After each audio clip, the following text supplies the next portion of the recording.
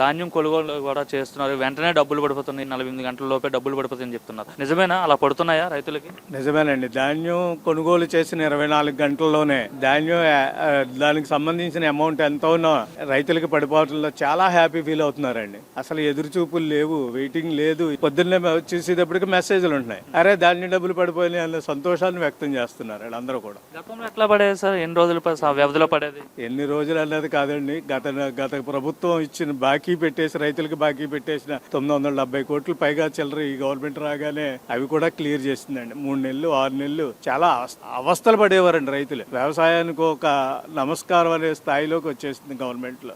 గతంలో ఖరీఫ్ సీజన్ అంటే సంక్రాంతి ముందు డబ్బులు పడతాయి, సంక్రాంతి చాలా ఇంటెంతో అది హ్యాపీగా జరుపుకుంటారు. కానీ గతంలో ఈ రైతులకు డబ్బులు పడక ధాన్యం తోలేమన్నమాటే కానీ మిల్లర్స్ కి అది ఎప్పుడు వస్తాయో బాకీలు ఎప్పుడు తీర్చాలో తెలియని పరిస్థితి ఉండేదండి.